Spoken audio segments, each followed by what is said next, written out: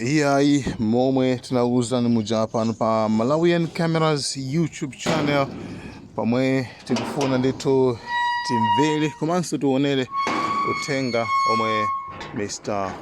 Dennis Mahata nyamata imwe wazunguza kwambiri yemwe akubweretsa ndithu system yothana ndi system yautsamonda. Tikudziwa kale mbiyo manayankhulapo kwanena kuti palibetu chimene mungachite pa western economic. Ndi system ya azungu yoyendetsera zachuma mu dziko imene azungu adayiyika, anayitchera kale anayitchera. Palibenso ine mutha kuyesetsa umundumu koma palibe chimene chingathandize. Chachikulu nkungosintha system yo kubweretsa system yanu. Ndifeke mungoona ngongole phwi chani phwi chilichonse phwi komano zinthu osayenda pa dziko pano. Choncho tiyesetse tione kuti akuluakulu mkulu ameneyu watibweretsera zotani. Nde sindikutani nthawi yanu zikomo kwambiri.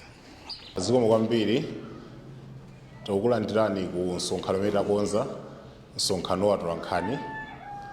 Dzina langa ni Dennis Mahata, ndine amene nayambitsa National Resolution for Change NRC mu ulendo wathu wa chiganizo chokonza dziko la Malawi.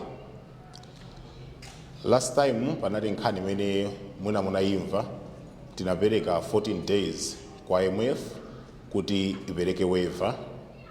Chimodzi mwa cholinga cha mkumano uno tikambiranaso nkhani imeneyo, koma pali makalata 4 amene akuyenera kuperekedwa mamwa uno.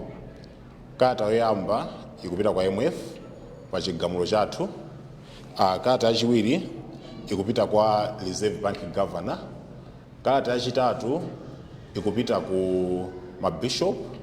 And kalata yomaliza ikupita kwa head of state, a president.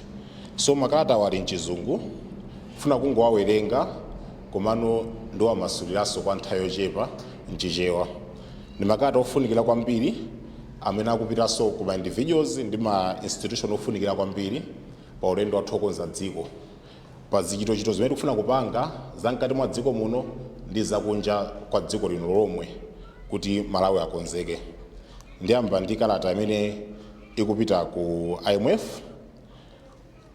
The verdict on failure to remove legal immunity. On my last letter to you, you were asked to waive the legal immunity of your institution. This was to allow us to utilize the law and bring you to book on several matters we saw fit. Your lack of compliance leaves us no choice but to source means outside the law to seek justice. Civil power is the only option we have left, since your immunity stops us from using the law. This letter is to notify you that civil power is being arranged and civil power will be used to remove your institution from this country. Consider your institution expelled. Kalata hii mena kambira poyamba ikulondoloza kalata imene demba yoyamba ya kwa IMF.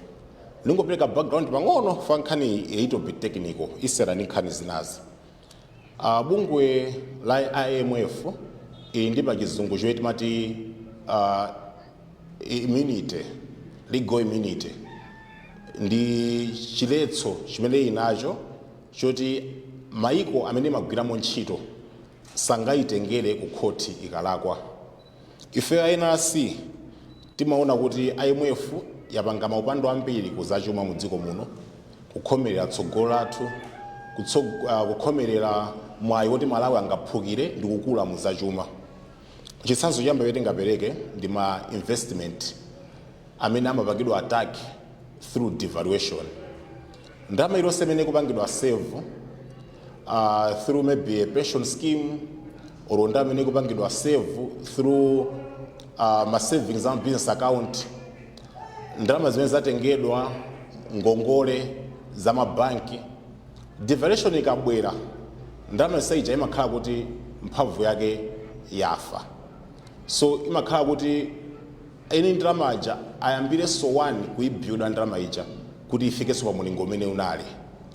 Mwa chitsanzo chabwino ndi chimene chocho. Ndiperekenso chitsanzo mwa DP chitsanzo cha pension. Munthu umatokhala kugwira ntchito zaka 35 ndalama yako yalowa. yoti wayigwirira ntchito imeneyoyo after wapanga retire. The moment ukungopanga retire kumagawuzira kulandira devaluation ya 50%. It means ndalama yako ija half yabedwa ndi 50%. Ndipeke chitsanzo china kwa munthu oti wayamba business, watenga ngongole, wapanga cost business yake. Nthawi imene ngongole ikutuluka imakapeza kuti kwabwera devaluation, cost yakwera mu dziko. Ndalama imene ijayi ndekuti sikapanga somiti business cost ija, ndekuti munthu amba kubweza ngongole ya ndalama yoti sanapindulire. Tizitsanzo ting'ono tili ngati timene toto. Kukweza devaluation imakweza mitengo ya zinthu, andimapeza kuti eni ya anthu masalari adakali momwemo, geti mitengoso yakwera kwambiri. So kuti anthu apange ene livi kumakhala zovuta, ndekuti moyo wawo umakhala wangongole bakatapira. So devaluation imapha growth pa personal level, imapha growth pa business level, and timaona kuti umenewo ndi upandu kwambiri wa ma financial crimes, koma sumabwera poyera foti lamulo limakhala likuwateteza kale. Kwanu munafunsa kumati titapatsa 14 days kuti iwo achotse legal immunity yawo ipange waive, iwo anapangapo chani? Ndithaonera kuti sanaonetse kukhudzika kulikonse, anali ma challenge after ma challenge. Koma nofu anthu ngati ifeyo kuti tinasankha njira kuti tidzere through lamulo kuti tithane ndi zimene tikuziona kuti sizabwino. Iwo ngati akanika kuchotsa immunity, ndekuti chimene akutanthauza chonena kuti sitingathenso kugwiritsira ntchito lamulo kuti tithe kupanga sort out ma grievance athu. Ndengati sitingathe kugwiritsa ntchito lamulo, ndi chaniso chimene chatsala kwa ifeyo. Ndikuti chatsala kwa ifeyo ndi mphamvu za anthu. Ndifake kata ikulemba kuti mwatisiya opanda option koma kuti tigwiritse ntchito mphamvu zathu ngati anthu. Ndipo mphamvuzo tizisonkhanitsa. Ani tikazisonkhanitsa tipanga zoti iwo institution yawo ichoke mu dziko lino. Tsogola dziko lino kutukuka kwake ndi ulamuliro wake kwa ifeyo ndi chinthu chimabwera ngati number 1 priority. Ndi sitingapange compromise njira ina iliyonse. So kata itawatsikimizira kuti iwo apakira mu dziko muno azipita. Zomwe kwambiri ndilowe kata yachiwiri. Kata yachiwiri tayilemba kupita kwa Reserve Bank Governor. Ndi masulaso njicho ndikamaliza koma ndi yayifupi kwambiri. Payment of foreign loans in local currency. Dear sir, I write to you concerning the debt we owe to the global financial systems. This debt should not be passed on to the next generation. It is not fair for them to pay a debt they were never responsible for. It is also not fair for us to pay those loans in the foreign currency. I hear the loans are amounting to 13 trillion Malawi kwacha. The following is what you are going to do. You design a 1 trillion kwacha note. It should have the picture of those people that were executed by death by the British government on 23 January 1915. The image is at the National Archives in Zomba, filed as CC-BY SA 4.0. This will be a clear message to the oppressor. 13 copies of the designed banknote must be printed by the bank. Fiat money laws allows a banknote designed and signed by you to be regarded as money. This money will be issued to those we owe, including IMF. If they make us use a divided currency, they should be more than willing to also receive our divided currency as payment. After all, it was divided by them. If they find a problem receiving our divided currency, then they should reverse all devaluations back in time when Malawi kwacha was 1-to-1 with British pound. Mr. Governor, it is very important that we put to end this imperialist insanity. If no compliance is sensed from your side, we will initiate a national tax strike until your treasury collapses. Not because we are rebels, but because we need to protect the future of our children. Kata iso ndida nthauziraso mwa changu. Talimba kalata kwa governor a Reserve Bank. Tikawauza kuti ngongole zimene inazo koma institution akunja. ndi ngongole zimene zikuyenera kubwezedwa leroli fa ngongolezo zinatengedwa ndi m'bado uno. Sichilungamo kuti ngongole zimenezo azabweze ana kuti sanabadwe. Komaso sichilungamo kuti ngongolezo ife tizizibweza mu foreign currency. Fa ndalama imene timapanga Malawi munomu ndi local currency. Ngati mwakhala mutisatira mbuyo tikufaita kwambiri system ya forex imene ikumatibwezetsa ngongole ma dollars. Kozi ngongole ija imapakisa kuti tilowe mu dzenje la katapira wankulu amene sitingathe kutulukamo. So tukwauza kuti kwacha imeneyi kuti tibweze ngongole yathu m'makwacha, IMF ikhala yonyinyirika kuti ilandire makwachawo foti ndiopanda mphamvu. Koma ndi IMF yomweyo inagwetsa kwachayo kuti ikhale yopanda mphamvu. Ndi Reserve Bank Governor aprinte ndalama imene ikufunikira kani 13 trillion iprinte ya makwacha ikabwezedwe kwa IMF. Tawuzanso kuti apange design banknote imodzi ya 1 trillion kwacha. Banknote imeneyi ayikepo anthu amene anaphedwa pa 23 January 1915 nthawi ya chilembo uprising. 1 trillion imeneyo aprinta ma 13 copies akalipirire ngongole imene inayo. Takambako sokomaliza kuti ife sitikhala willing kuti tizibweza ngongole ngati dziko ndikumapitirizabe kulipira msonkho.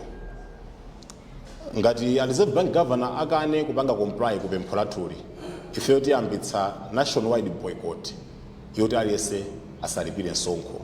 Sitikupanga izi foti ndifokula mtima kapena foti ndifowukira, koma tikupanga izi foti ndi njira yokhayo imene tingathe kuteteza tsogolo la mibado imene ikubwera mu dziko lino.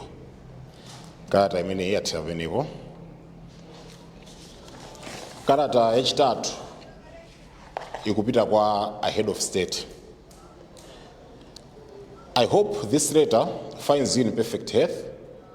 You are the 60th president of our beloved republic. Before you were 5 sitting presidents.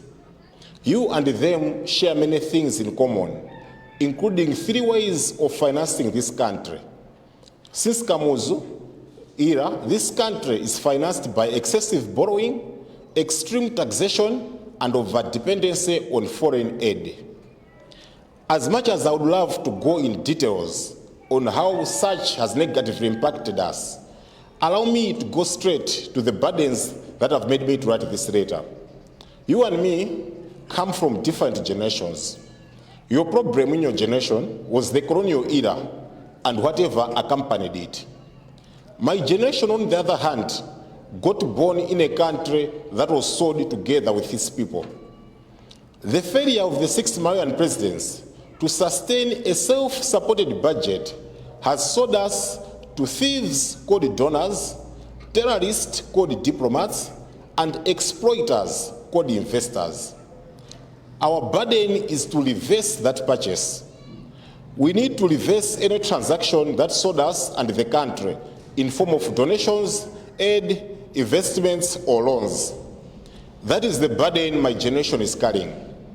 This will not work if we still have leaders who don't believe that they can run this country without foreign debt and aid.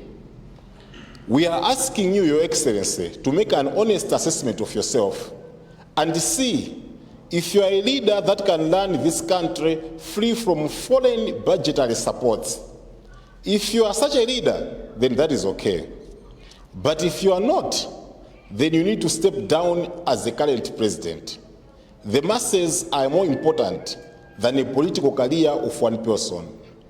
We can be very glad to take over the leadership and assist this country to run with a zero-deficit budget. Sometimes great leaders lead from behind by putting forward those with the desired ability to suit the needs of that time. Lastly, I would like to encourage you that our prosperity, sovereignty, and sustainable future will remain our topmost set of priorities. Iyi ndi kalata imene talembera mtsogoleri wathu wa dziko lino. Tikuwafotokozera pali maisho angapo. Isho yamba imene tikuyamba kati background ndilina kuti iwowo ndazitsogoleri onse ambuyo ayendetsa dziko ili muzachuma kudzera munjira zitatu. Njira yoyamba ndi misonkho ikuluikulu, njira yachiwiri ndi zingongole zikuluzikulu, njira yachitatu ndikudalira mathandizo akunja. Koma zonsezi zagulitsa dziko ili kwa anthu opereka thandizo, kwa anthu opereka ngongole, atigulitsa kwa mayiko amene ali behind zithandizo zimenezozo. Ife pa ulendo wathu okonza dziko taona kuti chinthu choyamba chofunikira kwambiri ndikuyendetsa budget yosadalira thandizo lakunja, losadalira zingongole zikuluzikulu, komanso sadalira zimisonkho zikuluzikulu. Ndi apresidentiwo ngati afuna kupanga meeting idi imeneyoyo akhale ndi ability yopangirani budget munjira imeneyo, azipange assess paokha kuti ndi mtsogoleridi woti angayendetse dziko budget wopanda njira zitatu zimenezi. Ngati akuona ngati mwamtima mwawo kuti indedi ndi otero, apitirize kuyendetsa dziko. Koma ngati mkati mwawo akudziwa kuti sangakwanitse, then udindo wawo awusiye, asire anthu amene tingathe kuyendetsa dziko linoli ndi budget ya zero deficit yosadaliranso thandizo lapanja. Ndi uthenga umene tapeka kwa president. Tikati athomaliza ikupita kuma bishop akatolika ndi masuliraso. Dear bishops of ECM, I write to you not as leaders of the Catholic Church. I write to you because of the diplomatic commission you carry in this country between Malawi and Rome. As you are aware, Rome as a kingdom disintegrated into smaller kingdoms like Spanian, which is Spain, Franco, which is France, Belgia, which is Belgium, and Anglo, which is England, and also Portugal. As you are also aware, the leader of Rome, the Pope, gave an order to these nations to come and colonize Africa. This is also what is referred to as the doctrine of discovery from the Papal Bull of 1452. African countries lost their land, resources, power to rule themselves, and also human capital. In Malawi, this was the backbone of slavery, British colonial rule, and the Tangata systems. It is very fair to say we have not recovered from that until now. It is very unfortunate that such a barbaric law has been in power amongst a civilized generation for these years until 2023. In March 2023, the Vatican repudiated this law, and this is the reason I'm writing to you. Though this law has been repudiated, there has been no efforts from the Roman government to recreate the global systems in a way that this law indeed stops to work. We still see the same colonization in global finance, global governance, and in world supply chains, and in human capital exploitation. Considering your diplomatic powers and political influence, I wanted you to initiate this recreation and also inspire your fellow bishops across Africa to do the same. Below are suggested areas for you to start with. First, the Vatican is an observer in the United Nations General Assembly on a position called the Holy See. It is the biggest position there. It has sincerely repudiated the law, then it should be comfortable to allow African nations to have veto power in the General Assembly. You should engage the Vatican on that on our behalf.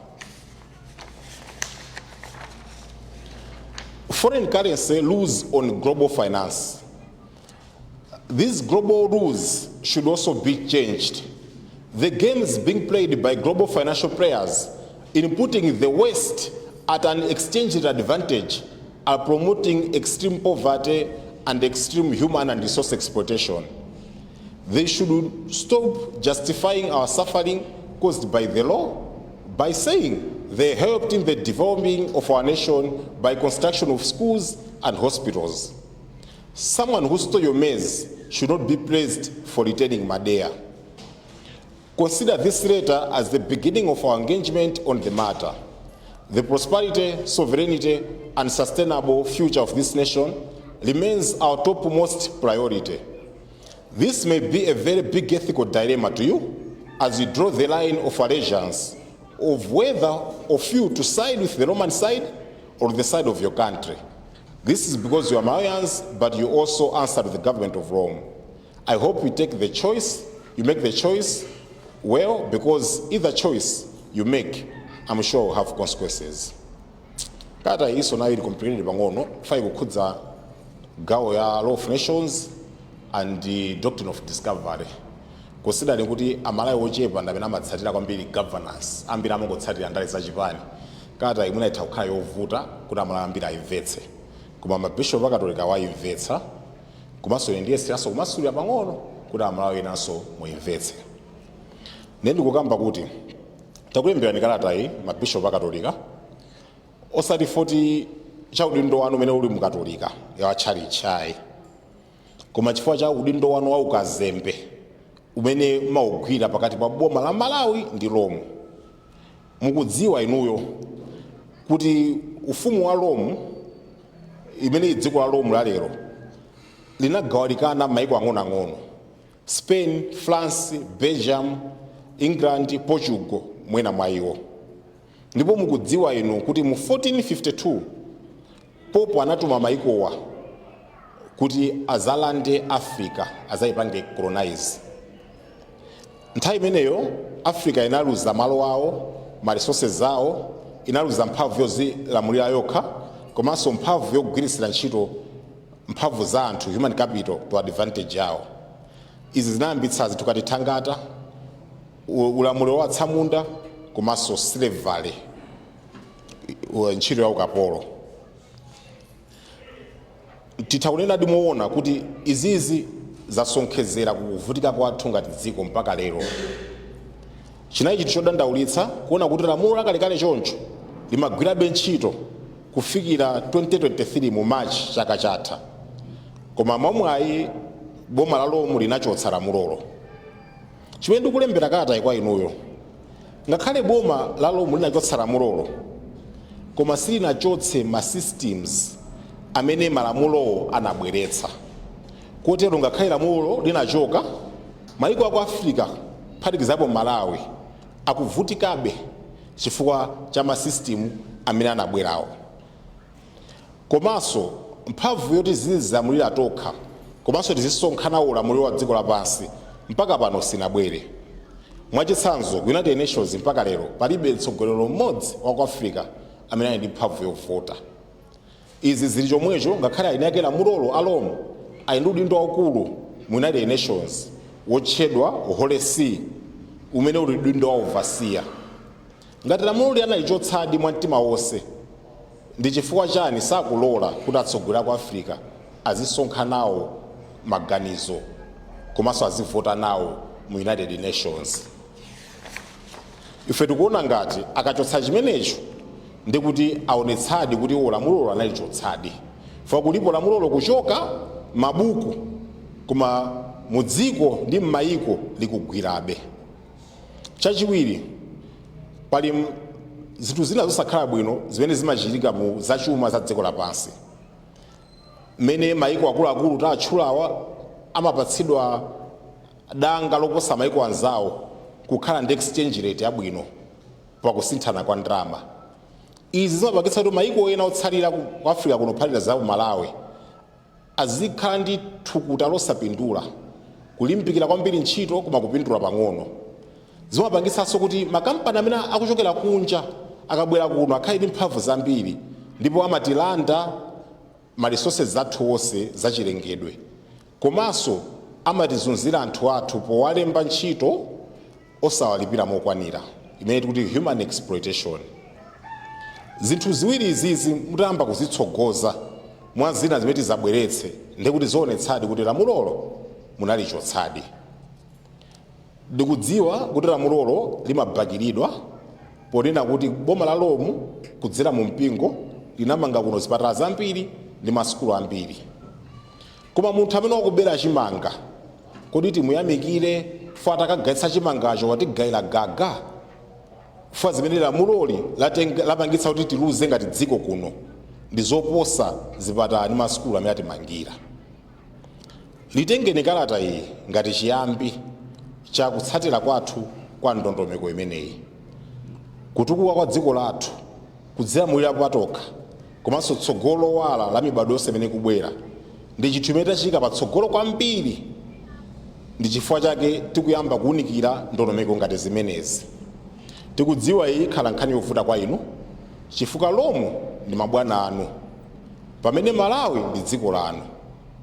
Kukhala kukuvutani kuti musankhe mbali, koma tikukhulupirira kuti mupanga zolondola. Zikomo.